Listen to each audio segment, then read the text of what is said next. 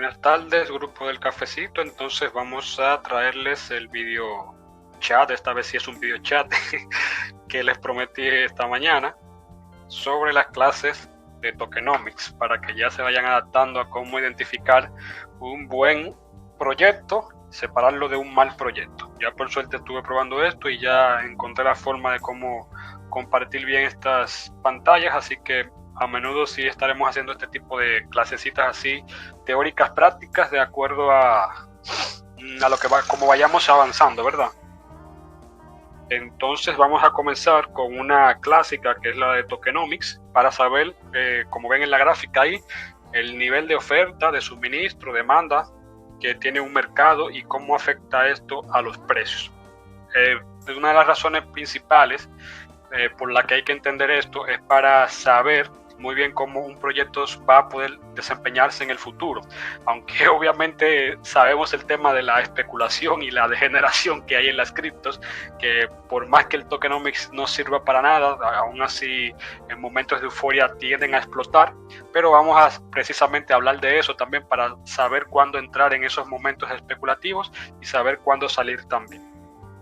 Entonces, ¿qué vamos a encontrar aquí? Vamos a cubrir lo que es los tokenómicos, que es el tokenomics, la evaluación a través de suministros, demandas e incentivos, algunos ejemplos de proyectos, comenzando con Bitcoin, y lo comparamos con algunos que incluso van hasta Dogecoin, la lista de verificación también, para, vamos a decirlo, una forma de que ustedes lo tengan ya de manera resumida, como una forma resumida de todo lo que hablaré.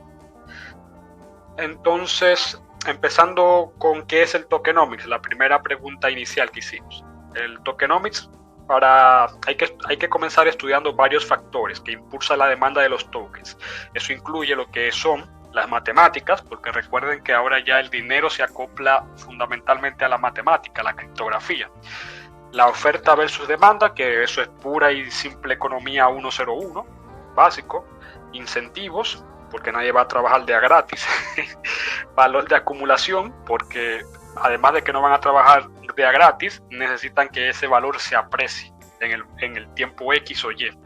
Comportamiento humano y la teoría de juegos, que esa es la más complicada porque, como les mencioné antes de comenzar, pues es la parte que dificulta este caminar por el criptomundo, ya que la degeneración puede hacer que un mal tokenomics sea relativamente bueno, por así decirlo, ¿verdad?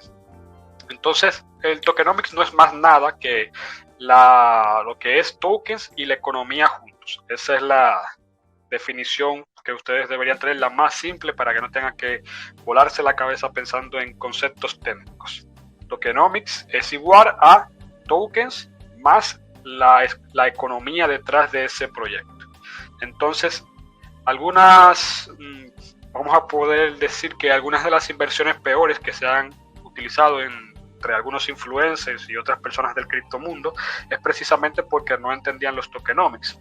Algunos sí, precisamente han hecho buen dinero fundamentalmente porque no entienden los tokenomics, aunque suene una ironía o una contradicción, pero justamente por tú no entender algo, si tienes un toque de suerte y entras en el momento adecuado, como por ejemplo los que entraron en Chiva, por así decirlo, pues eso es, vamos a decir, una forma de toque de miras, de que puedes salir bien recompensado por eso, aunque tú no entiendas nada del tokenomics.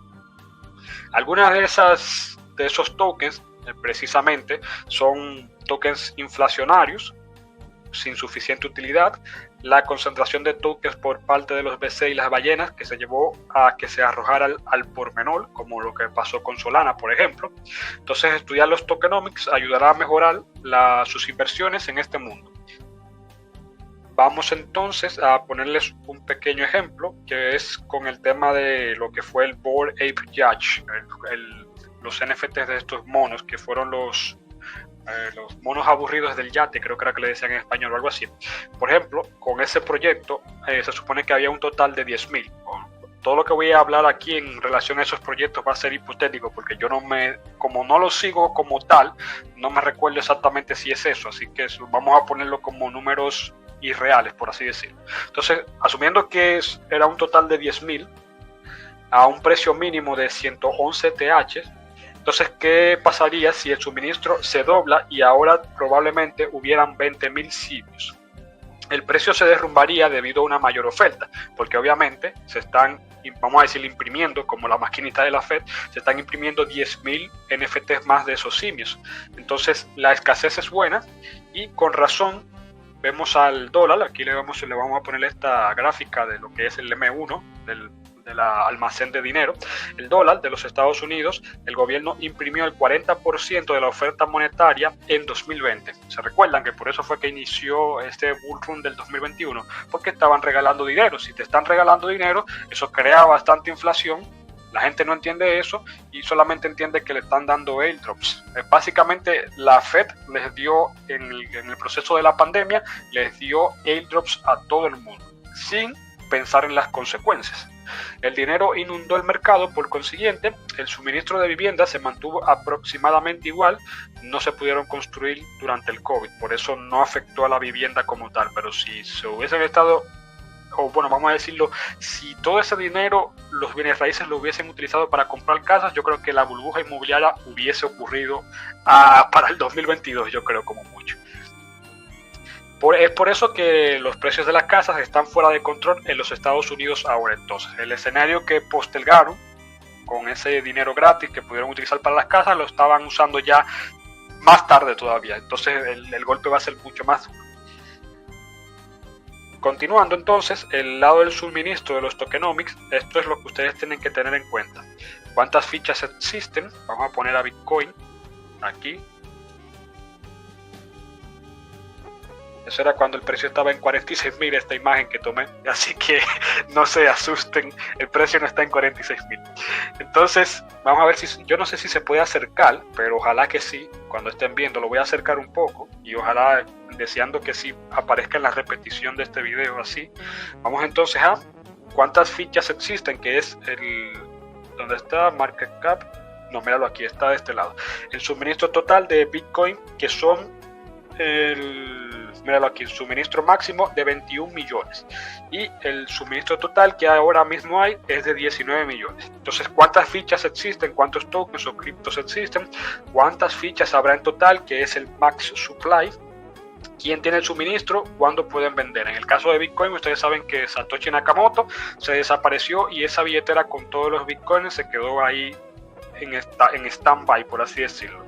Por lo que podemos decir, entre comillas, que no hay peligro de que algún día, aunque pudiera pasar, no sabemos si vaya a pasar, pero algún día, si él regresara y vamos a decir que se quiere volver malo y vende todo ese suministro, pues sí tumbaría bastante el precio. Pero como no es el caso ahora, entonces con Bitcoin por lo menos no hay que preocuparse en ese caso. Por eso es que muchos ven ese valor en Bitcoin precisamente. ¿Cómo cambiará la oferta con el tiempo? ¿Cuáles son sus políticas para cambiar? De hecho, Bitcoin se le llama por eso mismo la moneda aburrida, la piedra amarilla aburrida, porque, como digo aquí, ¿cuáles son sus políticas para cambiar? Bitcoin tratan de mantenerlo lo más estable posible en cuanto a desarrollo. Por eso se habla mucho de la osificación de Bitcoin. Osificar no es más nada como cuando ese proceso de los huesos se ponen muy duros debido a que no hay acción. Y por lo tanto, eso sucede con Bitcoin. Los desarrolladores de Bitcoin solamente se encargan de darle el mantenimiento necesario para que la red pueda seguir creciendo y desarrollándose. Pero ya en cuestión de agregar muchas cosas, así como las Ethereum, Solana y otros proyectos, en eso sí está bien estancado. Y ahí podemos ver el tema de los NFTs, por ejemplo, los DeFi, que ahora es que estamos viendo ese potencial de los NFTs, aunque como el bloque de Bitcoin es muy pequeño, pues no va a ser tan impactante y tan grande así como en Ethereum o Solana. Ahora vamos a hacer más o menos una comparativa con los novatos que, por ejemplo, ven monedas que están en 0.000001 o 2 o qué sé yo. Pues el punto es con muchos ceros y piensan que van a ser ricos una vez que llegue a $1. Ese es básicamente un pensamiento de novato. Entonces hay que comprender el límite del mercado y que eso podría quedar demostrado como algo imposible, porque como lo estamos hablando, va a depender mucho del tokenomics. Obviamente una moneda con tantos ceros así se le va a hacer muy casi imposible llegar al $1, precisamente por lo que vemos aquí, que es la capitalización de mercado, que es la inversión que recibe y su suministro. Un token con tantos ceros significa que tiene un suministro muy alto.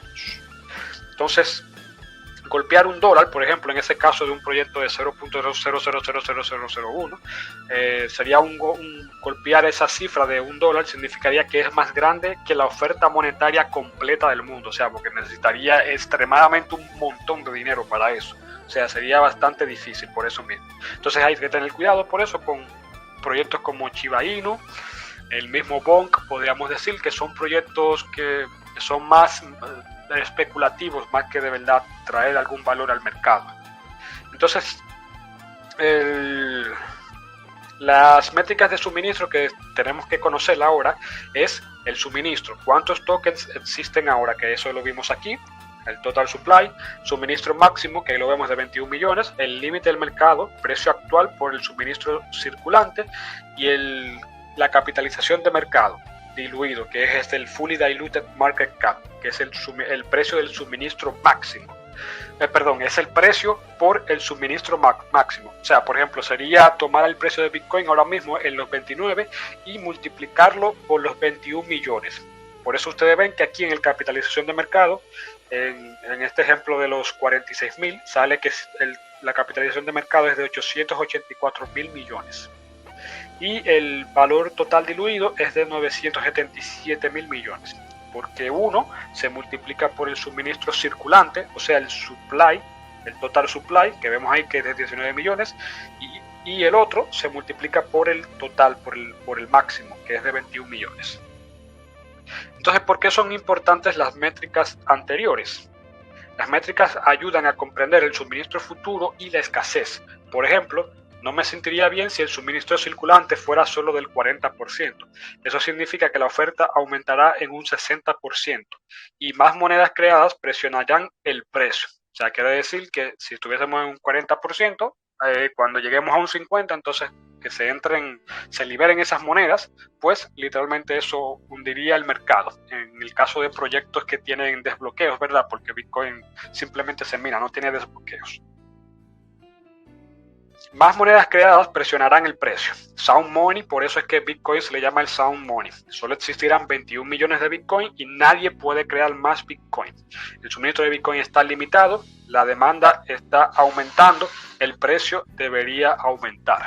Y precisamente eso lo ayuda también por el parte del halving, que el halving va cortando ese suministro de recompensas a la mitad en cada halving. Y ahora por eso después del 2024 el precio de Bitcoin todavía va a tener mucho más demanda, precisamente porque ya las recompensas van a bajar a un valor que va a ser bien complicado poder minar Bitcoin.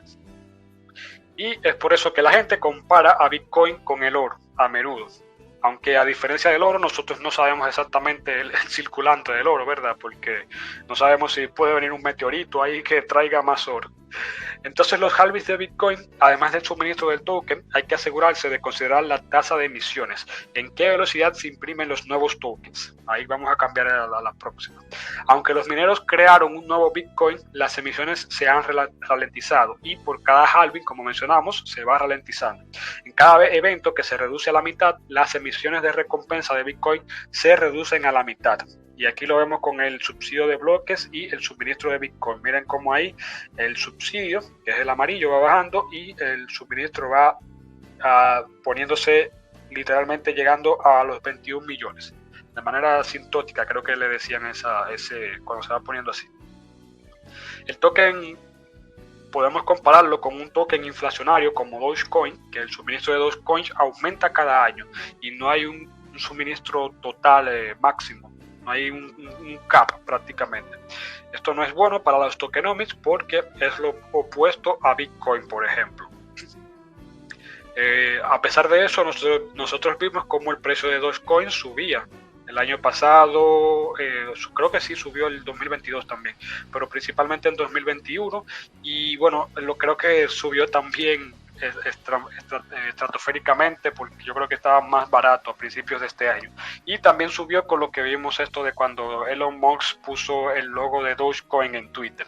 Esos son los indicios de cómo un back tokenomics o un tokenomics malo igualmente no es no le importa mucho a la comunidad, porque esos proyectos así comunitarios, o que las personas vamos a decir, la palabra es, se reflejan en ellos, como que se sienten identificados con ese proyecto, van a hacer que el precio suba, a pesar de un buen o mal tokenomics.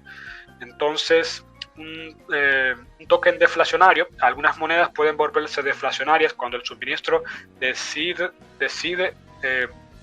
vamos a decir, deciden quemarlo, que es la palabra, porque hay algunas técnicas como la quema de tokens que hace que el proyecto todavía coja más valor, precisamente porque eliminan de ese máximo ese valor.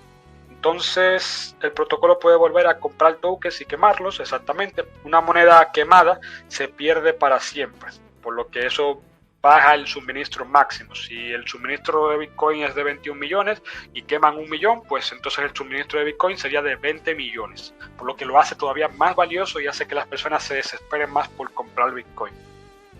El suministro debería aumentar el valor del token en la teoría, y eso obviamente va a depender de la oferta y la demanda también, porque obviamente si es un proyecto que está empezando, todavía le va a tomar mucha maduración para que pueda llegar a ese punto, porque hay que recordar que hay que llegar a por lo menos el 50% de ese suministro, porque si el proyecto apenas está comenzando y ya liberó por lo menos el 100% de sus tokens, o vamos a decir el 80%, y solamente hay una demanda de un 20%, pues obviamente eso no va a reflejarse en el valor del precio en un aumento. Vamos a ver, entonces continuando, a ver si... Vamos a poner entonces un ejemplo que es la marca Burberry, que es de esta marca de lujo de bolsos. Poniendo como ejemplo a Burberry, si ellos queman sus bolsos, entonces crean bolsos de lujo y la exclusividad es parte de su atractivo. Algunos de sus bolsos no se venden, en lugar de venderlos con un descuento, queman esos bolsos. Estos mantienen las bolsas exclusivas y un ejemplo de la vida real del mecanismo de quema. Entonces la marca de lujo Burberry compró, por ejemplo, en Revenue Last Year and Destroy, consiguieron 3.6 billones en lo que son en ganancias el último año, en el 2020, aquí dice que en 2020, y destruyeron el 36.8 millones de valor en su propia mercancía. En julio del 2018, la marca admitió en su reporte anual que destruyendo estas mercancías fue parte de su estrategia para preservar su reputación y su exclusividad. O sea, esa es la marca Burberry, que es de inglés, una marca inglesa. Entonces, aquí es donde vamos a entrar con lo que es el tema de Ethereum, que precisamente busca hacer algo parecido a esto que hace Burberry. Entonces, la primera pregunta con la que comenzaríamos es si Ethereum de verdad podría convertirse en lo que ellos llaman ultrasound money o dinero ultrasonido. Y aquí los puntos que favorecen ese concepto es la fusión con la prueba de staking, reduce la oferta de inflación de ETH, el EIP 1559 toma un poco de las tarifas de transacción y la quema. Estos combinados y una mayor demanda significarían que Ethereum podría volverse deflacionario. De hecho, deberían revisar el artículo que subí hace unas horas atrás, de que en la Fortune Crypto 40, la prestigiosa revista, clasificó a Ethereum por encima de Bitcoin, lo posicionó en primer lugar. Así que, como lo hemos mencionado en muchas ocasiones, por eso es que nosotros decimos que a pesar de que Bitcoin es la mamá de las criptomonedas y la que de verdad deberíamos utilizar para guardar nuestro valor, pero en un futuro posiblemente Ethereum sea el quien le coma los caramelos, el que tenga más atención. Y quién sabe, posiblemente, dependiendo de la cobertura que tenga Ethereum, podría ser que incluso llegue un futuro en el que Ethereum sí podría hacerle el flip a Bitcoin, podría quitarle el puesto como la mamá de las criptomonedas.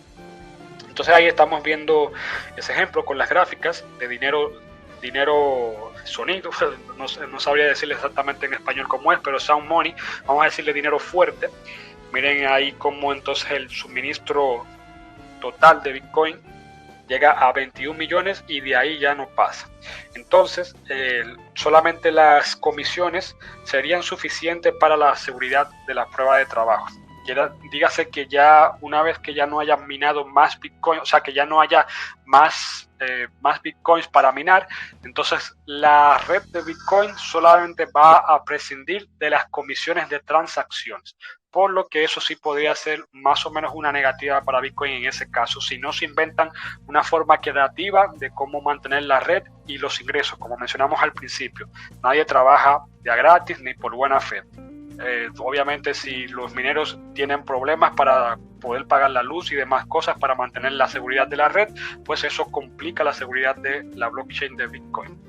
En caso de Ethereum, como vemos aquí, si las comisiones, aquí vemos como entonces el suministro decreciente de Ethereum hace que tenga un valor dinámico. En ese sentido, una programación dinámica en el que podría ajustarse a su suministro máximo, pero podría decrecer si las comisiones de la red son superiores a lo que se emiten de la prueba de participación, porque ustedes saben que ya aquí con la prueba de participación no se minan exactamente los tokens, sino que tú apuestas, no me gusta mucho la palabra, pero así es que la utilizan, apuestas o pones en staking los Ethereum y de esa misma validación entonces resuelve los problemas matemáticos y al igual también entonces te da un valor de ETH en función a lo que tú tienes delegado. La asignación y distribución, cómo se distribuyen los tokens iniciales, hay aproximadamente dos formas. El preminado, que eso lo tenía Ethereum. El equipo distribuye fichas a sí mismo. Los fundadores iniciales de Bitcoin hicieron esto, el preminado. Entonces eso es básicamente ellos oprimen un botoncito y ¡puf!, tienen dinero gratis. Distribución a personas con información privilegiada como el equipo y los capitalistas de riesgo. Lanzamiento justo, 100% justo, todos tienen igual acceso. Aquí vemos por ejemplo lo que es lo que fue un prelanzamiento del alojamiento de los tokens y lo dedicado a los insiders, a los de adentro, versus la comunidad. Ahí vemos el ejemplo con Solana, Cadena, Blockstat, Scale, Edgeware, NuCypher, Polkadot, Nervous Network, Avalanche, Neuroflow y Celo. Entonces la rayita gris es para la venta pública, preventa pública. La raya aqua es para la comunidad. La raya azul es para los insiders, o sea, la gente de adentro. Y yo creo que eso es como color coral o algo así, crema, vamos a decirle crema, a la fundación. Miren como por ejemplo en el caso de Solana es del 48% a los insiders, en Celo es del 44%, Flow 58%, Niel 38%, Cadena creo que es el más bajo que veo aquí. No, el de Edgeware. El de Edgeware fue la mayoría fueron de preventa. Scale fue el que más alojó a los insiders. Dígase de esto que básicamente podríamos decir que Scale es una red que construyeron para beneficiarse esos mismos de adentro. Mire que la comunidad casi no tiene nada, no tiene un buen porcentaje, por lo que para ellos no importa mucho la comunidad. En el caso de Edgeware no importa mucho lo demás, sino que ellos solamente querían vender el servicio. Entonces ahí vamos a decir lo que podría ser algo neutral. En el caso de es NuCypher el que tenía más en Insider, no es que me confundí ahí. Sí, ahí vimos como NuCypher literalmente solamente tiene para preventa y el Insider la mayoría. La comunidad ahí sí que no vale nada. En el caso de Polkadot, por ejemplo, ahí sí también ellos tenían más un producto que vender. Miren que ni siquiera tenían para la comunidad los de Polkadot. Esos bastardos nos traicionaron. Los de Solana, en dado caso, en contraposición a los demás, aunque yo creo que Flow también más o menos le sigue, es el que mayor beneficio tiene para la comunidad, a pesar de que muchos la criticaron de que el mayor porcentaje lo tenían los insiders, que si bien en cierto sentido a principios podríamos decir que sí, porque obviamente no están todos los Solanas desbloqueados, por lo que los de adentro son los que tienen la mayoría de los porcentajes. Entonces por eso se ve que el caso de los BCs que salían riéndose ahí, que podían dompearles a cualquiera, como este pana, era como se llamaba, se me olvidó, pero fue un video famoso que se hizo, yo no sé si ustedes se recuerdan, y el tema de FTX con Sam Bankman-Fried, que era el mayor impulsor de la comunidad de Solana, pues obviamente por eso es que se vio tan pesado el evento, principalmente porque ellos tuvieron ese privilegio. Ahora, ya en el caso de Solana, como ya esos VCs se salieron, por así decirlo, pues ahora va a depender totalmente de la comunidad, ver si pueden pueden hacer crecer a Solana nuevamente y que se pueda disipar ese FUD que se creó. Entonces, ¿por qué importa esto? Los VC y los insiders podrían deshacerse de sus tokens y causar un colapso de los precios, como lo vimos en Solana. El proceso de vesting o vestir significa cuándo se les permite vender las fichas. Obviamente, por ejemplo, eso pasa en el caso de Defilant, que tú tienes esas alojaciones de los tokens, pero tú no puedes vender de inmediato. Tú tienes que esperar un periodo de tiempo en el que se pueda desbloquear y de ahí entonces sí ya tú puedes vender. Se desea asegurarse de que los primeros patrocinadores estén incentivados con el protocolo a largo plazo. O sea, normalmente siempre se benefician a los VC porque son los que ponen el capital, lamentablemente, para bien o para mal. Los VC no son malvados exactamente, pero por cierto, no estamos tratando de iniciar o de etiquetar a alguien aquí en este caso, porque de todos modos ayudan a crear valor para el equipo fundador a través de asesoramiento, distribución y conexiones.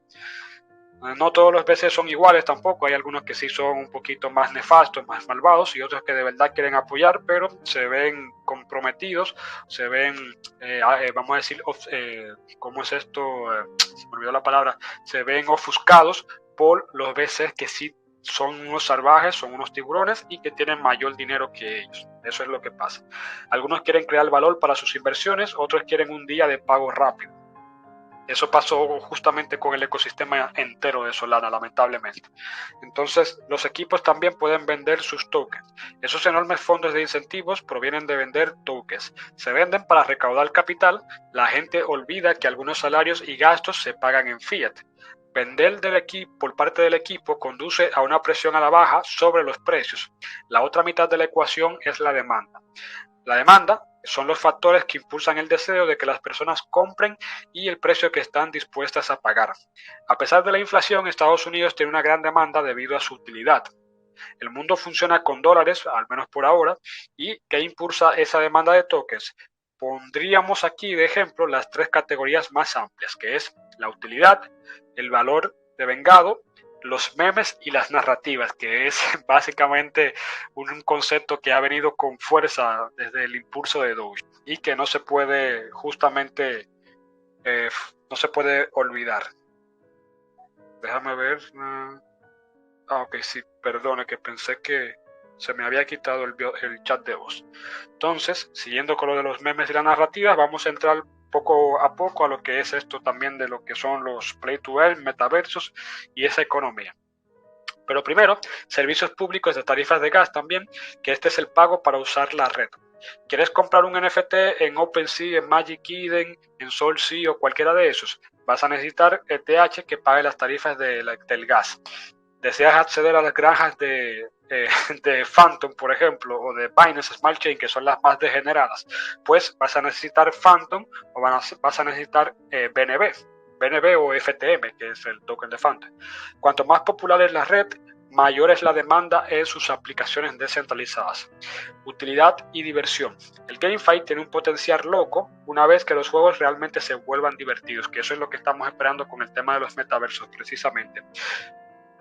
Miren por ejemplo, cuánto dinero se imprime en GTA y Fortnite. Como es dinero que obviamente es ficticio, virtual, no es muy diferente al de esos, vamos a decir, cuentas que se crean de brokers o de cuentas de esos de trading de cripto, que puedes usar dinero ficticio para operar todas las veces que quieras y quemar las cuentas las veces que tú quieras.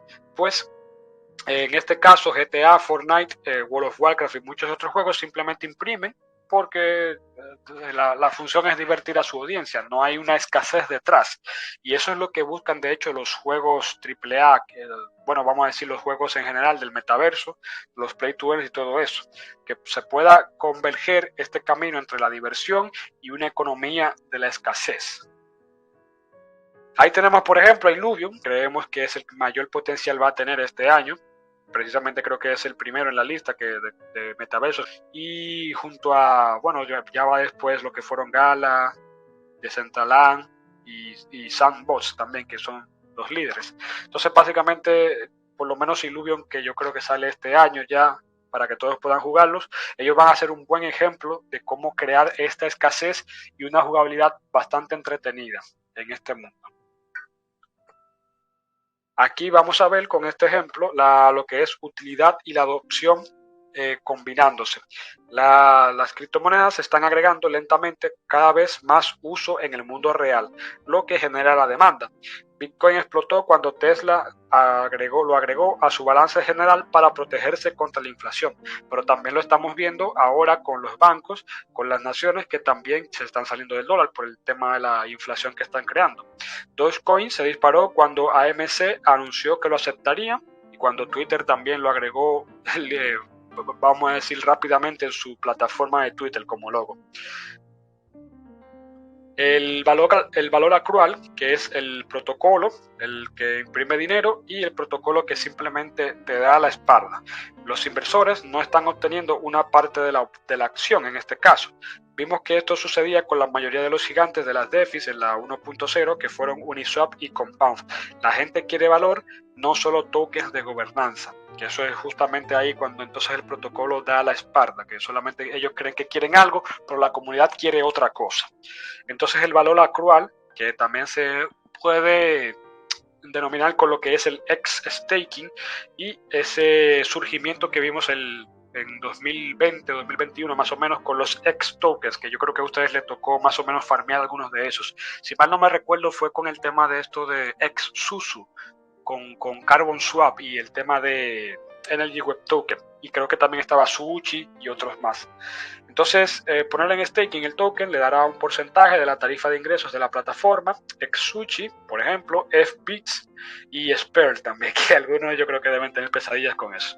Esto agregó más valor a los tokens con el valor accrual y la gobernanza siguiéndoles de paso. En las DeFi 1.0 se vio muchos protocolos que imprimieron tokens que no tenían otra utilidad que la gobernanza. La gente cultivaría esos APRs y luego vendería los tokens. Así como con SushiSwap, con Uniswap, con Compound, con Curve, el mismo Spare y todos esos, alejaron a tantos usuarios de Uniswap cuando se lanzaron por primera vez. Deteniendo a los mercenarios, las personas pueden ser mercenarios en DeFi también, el usuario normal. Los APRs de la granja cayeron con el tiempo y entonces rompieron lo que es este protocolo de las granjas con más porcentajes. El protocolo también necesita liquidez y entonces hay que buscar cómo incentivar a las personas y mantener sus fichas en lugar de perseguir a los grandes APRs que ellos prometían. Entonces aquí es cuando tiene que crearse lo de incentivar la tenencia a largo plazo o hordear a largo plazo. Vimos muchas innovaciones nuevas el año pasado en cómo los protocolos motivaban la tenencia a largo plazo. Tenerlos en su lugar reduce la presión de venta del token y vamos a mirar algunos de ellos. Por ejemplo, el mecanismo principal en estos días es el bloqueo. ¿Cómo dejas de vender sin presión? Le pides a la gente que encierren sus fichas, a veces durante años incluso. La clave es descubrir los incentivos para que la gente haga eso. Número 1, existen riesgos al encerrar. Ya hemos visto todos los riesgos de vulneraciones que han habido en las DeFi. Los costos de oportunidad de liquidez también, porque si tú encierras, obviamente si tú necesitas los $200 mañana o en un mes y ya encerraste por un año, pues te vas a tener que quedar ahí con las manos en la cabeza. El holding también con tokens de envueltos, podemos decir, los tokens que no necesariamente tú tienes que jordearlo específicamente, sino que tú puedes tener el sintético y así moverlos entre esas DeFi. Por ejemplo, Curve tuvo en ese entonces el B-Tokens, los B-Tokens. Con esta introducción, ellos entonces crearon lo que fue el B, que es el vote scroll, el votar el fideicomiso. Y con estos se bloquearon los tokens, equivalían a poder de votación. Cuanto más tiempo lo encerraban, tenían más potencia de votación, hasta 4 años. Entonces, ¿por qué hay que preocuparse por el poder de voto? Bueno, las monedas estables son la columna vertebral de las DeFi y los protocolos están en guerra para obtener más liquidez, adopción para sus monedas estables. Cada semana, por ejemplo, Wolf tiene un voto sobre qué grupos obtienen la mayor cantidad de recompensas, y algunos de estos protocolos te sobornarán para votar por ellos. Eso también lo hicieron mucho los de Compound y otros por ahí de Ethereum. El hoarding para hacer también lo que se llama el farm boosting, que es el potencial de tus granjas. Y eso lo vimos con el auge de los AMM, ¿verdad? Adoptar este modelo de refuerzo agrícola. Esto lo que hacía era que podías bloquear los tokens y te daba derecho a votar por los grupos. Los protocolos están en guerra para adquirir poder de gobernanza para beneficiarse. A16Z se benefician mucho de eso porque ellos normalmente tienen mucho poder de voto y ellos van en los protocolos, arman cualquier encuesta que quieran y pues la comunidad, eso yo creo que pasó en Polygon, de hecho, creo que fue a principios de año que pasó esto, que Polygon quería hacer algo que no beneficiaba a la comunidad, que creo que tenía que ver con DAI o un token de esos, stablecoins, y simplemente A16Z, como tiene el mayor poder de votación, pues solamente 3 simples votos de A16Z pudo superar a la comunidad, que era como un 80% o algo así, si mal no recuerdo. Entonces, sosteniendo, hay que como desapalancar lo que uno podría perder. Por ejemplo, Platypus Finance introdujo uno de los mecanismos interesantes para el B. Hacer staking del Platypus le daba B Platypus y esto le daba un APR más alto de rendimientos en sus monedas estables. Entonces, si desconectabas el B Platypus, perdías todo. Tus B Platypus y también los Platypus, porque el B Platypus es el sintético prácticamente. Entonces, eso potencia tus ganancias, pero también potencia el riesgo de que tú puedas perder si cometes un error. Por eso muchos a veces me dicen que si se puede comprar Bitcoin en otras cadenas como Ethereum, Solana y cosas así, y yo no lo recomiendo precisamente por eso, porque tú no estás comprando exactamente Bitcoin. La custodia se la está dando a una empresa que se llama BitGo, que es la que custodia esos WBTC, y si pasa cualquier cosa con esa custodia que ellos tienen, pues obviamente ya perdiste todo ahí. Perdiste esos bitcoins que no eran bitcoin exactamente. Ahora hablaremos del holding, que es el rebase, el rebaseo o rebase, no me acuerdo cómo se le dice en español, pero muchos lo vieron con el tema de las DAOs con Olympus, por ejemplo. Que Olympus DAO introdujo el concepto de rebase y otros protocolos profanaron el concepto. La rebasación es una forma de gamificación. Parece que se está obteniendo un 50% de APR, pero en realidad se paga a través de las fichas. De su porcentaje del límite del mercado sigue siendo el mismo. El holding de recompensas o rifas, esto lo hizo DeFi Kingdoms, por ejemplo, que es un juego también, y este permitía replantear cuál es la participación en los ingresos. También tienen staking de XJewel o XJewel, que es el token de ellos, XJewel o el XCrystal, que entran en loterías para lanzamientos aéreos, que son airdrops, y esto incluye valiosos héroes de generación cero que básicamente te permiten jugar. Esos son los, ahí como lo vemos en el mapa aquí, son los que te permiten tú poder lograr participar de ese mapita y de las actividades. Cuanto más hagas, mientras más pongas en stakings, más boletos de rifas se va a ganar. El hoarding con el desbloqueo, con bloqueo de tarifas, también lo proporcionó DeFi Kingdoms, que es un juego que está en progreso ahora mismo, y entonces con esto se podría evitar que las personas arrojen fichas de un juego. Se bloquean automáticamente parte de ellas, por lo que no es posible. El Crystal, por ejemplo, que en ese entonces se acababa de lanzar, podía obtener hasta un 4000 de APR, pero si lo reclamabas en ese mismo instante, entonces el 95% ya estaba bloqueado durante un año. Entonces por eso ahí el desbloqueo, el hoarding con desbloqueo y bloqueos puede ayudar bastante a un tokenomics también, porque ya tú tienes que entrar sabiendo las consecuencias de tus acciones. Aunque exactamente ellos tenían una opción ligera, porque muchos se preguntaban si se tenía que dejar todo dentro de un año, y no era exactamente así, sino que una vez que se desbloqueaba, no se desbloqueaba de una vez tampoco lo investido. Se estaban usando ese tiempo para agregar utilidad al juego, como al player, lo que es el jugador contra jugador y al jugador contra enemigos. Entonces básicamente uno desbloqueaba y uno tenía que esperar también el tiempo, como lo que hace más o menos por Cadot o Cosmos, que tú eliges la opción de desbloquear tus tokens, pero tú tienes que esperar 21 o 28 días de acuerdo a la blockchain para que de verdad puedan ser utilizados. Entonces, ahora hablando de memes y narrativas, que ya sería el concepto final, a ver, aquí. Memes y narrativas, aquí vamos a hablar ya de lo que, por qué un mal tokenomics a veces no importa mucho, y es porque el deseo humano es extraño. Nosotros hemos visto, por ejemplo, videos de YouTube donde alguien anda pagando $2,000 o algo así, de cualquier cosa, cualquier token o cualquier dinero, prometiendo ganancias estrambóticas. Entonces, o en cualquier moneda puede ser también, ¿verdad? Las monedas se pueden bombear a pesar de los tokenomics horribles, pero simplemente porque alguien está ahí en un video dándote un pump, o sea, dándote un hype para que tú compres, eso hace que otros compren, y entonces por eso se conocen lo que son estos sistemas de pumps and dumps, que normalmente son los que los usan mucho esos tipos de influencers. Para los que se recuerden del señor Bombas, ¿verdad? Mr. Bombas, con sus cosas ahí árabes. Entonces es por eso que a veces los memes y las narrativas en el marketing pueden ser muy muy fuertes. Es el curioso caso de Dogecoin, por ejemplo. Pues bueno, ya hemos mencionado bastante a Dogecoin con sus ejemplos, pero podemos decir que Elon, que es el hombre más rico del mundo y el que más le fascina a este Dogecoin, es un claro ejemplo de esas narrativas.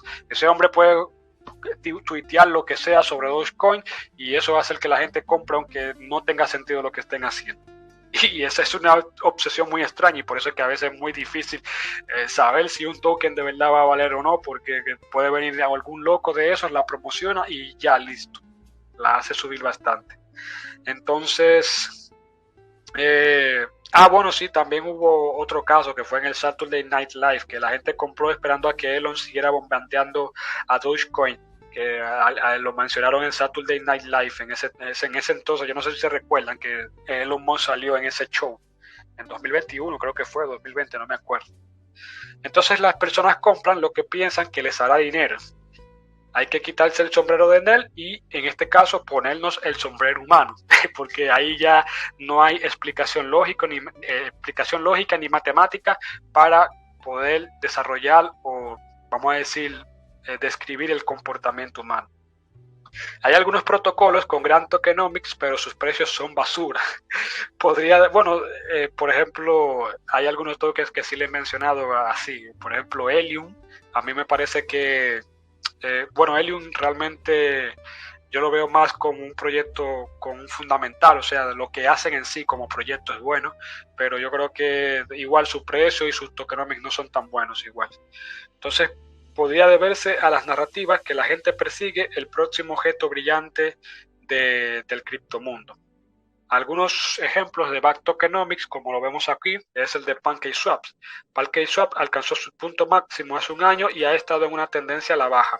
Es una ficha inflacionaria y no hay utilidad para el token. Entonces, hay mucha oferta, que es la número uno, una ficha inflacionaria, pero hay muy escasa demanda, que es no hay utilidad. Entonces, si no hay utilidad, ¿para qué yo quiero ese token, verdad? Entonces, el panquequito imprime sus cakes y los usuarios lo venden de inmediato. No hay nada más que hacer ahí. Eso es lo mismo con los airdrops. Te dan un airdrop que te dan de Arbitrum de $1,000, $2,000, $3,000 y no hay utilidad en Arbitrum. O sea, ¿qué tú vas a hacer con el token de Arbitrum? Nada. Entonces tú lo vas a vender y eso va a desplomar el precio, como pasó. La revisión del tokenomics, y en este caso nosotros nos fascinamos revisando protocolos y sus tokenomics. Ya por lo menos ahora va a ser un poquito más difícil porque ya acá vamos a ir quedando con lo que funciona, como Solana, por ejemplo. Lo que venga después ya no funciona tanto porque son más copy-paste, como por ejemplo Sui, que de hecho creo que pusimos la guía del airdrop también de Sui, y lo que es esto también de Aptos y cuál otras y otras más hay que ahora mismo no me recuerdo, pero esos principalmente esos son proyectos que lo utilizan mucho precisamente para atraer demanda ficticia y que hacer que los precios suban, porque simplemente son copia y pega de otros proyectos. Entonces, en este caso vamos a ver lo que es a Joe, que es si mal no me recuerdo, yo creo que este es el Trader Joe es el DEX de Avalanche. El Trader Joe tenía una estructura tokenómica básica cuando se lanzó por primera vez. Revisaron su modelo en el trimestre 1. Antes era una apuesta Joe, o sea, básicamente la gente apostaba que eso iba a subir de precio y obtenían un porcentaje de los ingresos del protocolo cuando se ponían en staking también. Y cuando ellos remodelaron su tokenomics a uno nuevo, entonces ahora el staking funciona de la siguiente manera. Ellos tienen un RJOE que hace que tengas acceso a las plataformas de lanzamiento, tienen un SJOE que gana un porcentaje de los ingresos de la plataforma pagados en monedas estables, tienen un BJOE donde la granja aumenta la gobernanza, y sin staking igual lo pierdes, como pasaba también con el B-Curve y lo demás, y están aumentando la demanda mediante diversos incentivos, y esto podría tal vez revertir la fortuna de Trader Joe, se preguntarán algunos. Entonces, ampliando un poquito con otros pensamientos a esa pregunta, podríamos decir que imaginen que escribir cualquier hilo sobre tokenomics o lo que sea es un tema bastante difícil y por lo tanto entonces